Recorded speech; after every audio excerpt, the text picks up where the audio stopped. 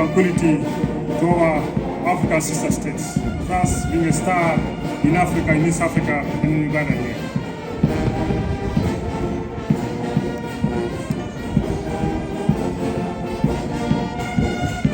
The demonstration is being done by the combination of our services bands, just as the UPDF is now a quadruple service, and so is the band.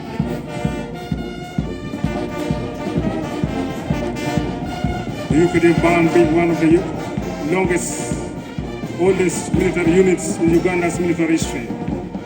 The band has been there in the post-independence and even in contemporary Uganda.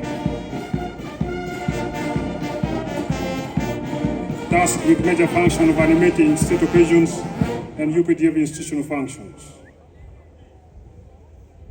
The band is now under the command of Major Isaac Sajabe, and that song being played is a long-standing and all-time song drawn from the First and Second World Wars. It is referred to as the Holy War, signaling how the UPDF is always ever ready to take on all adversaries to peace and stability in both our country, our region, and our continent.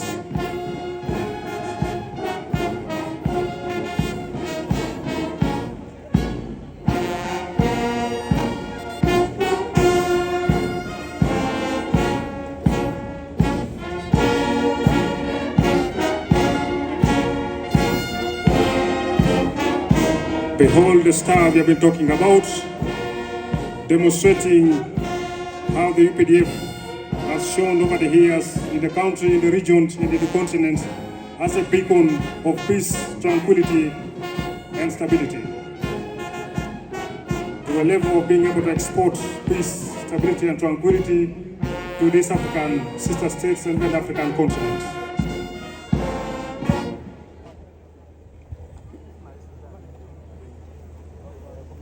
And that drill will now culminate into the dissolution of this star, and the UPDF band will move forth to present the acronym of UPDF,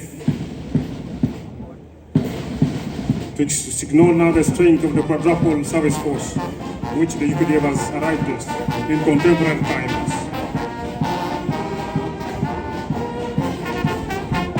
Now this is the process of the formation of the acronym UPDF, by the combination of the services forces bands.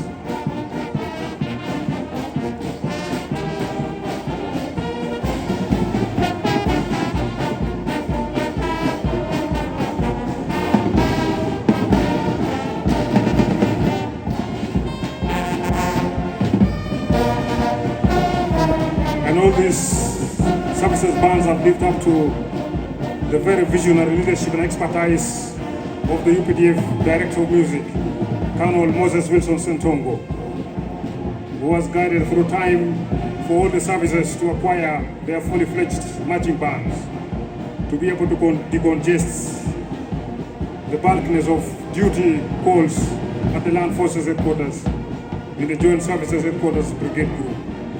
Now the Special Forces Command, the Air Forces, and the Land Forces have got their fully fledged band, courtesy of the expertise and leadership of the Director of Music.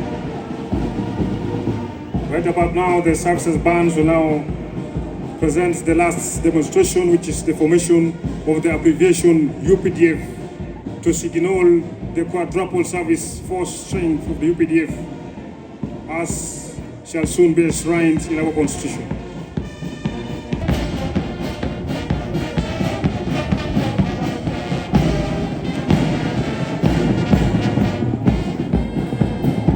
The band consists of very young, highly energetic, highly trained, promising young soldiers and officers, most of whom have attained very high qualifications in instrumental music and have been duly examined and accredited by the Royal Board of Associated Boards of the Royal College of Music of London, to be able to pursue or operate these very sophisticated European musical instruments.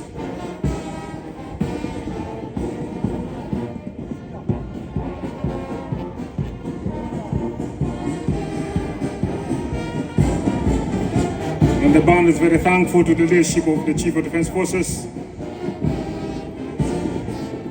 Through whose visionary leadership, we have been able to acquire these very new instruments we are seeing here, mostly from the People's Republic of China.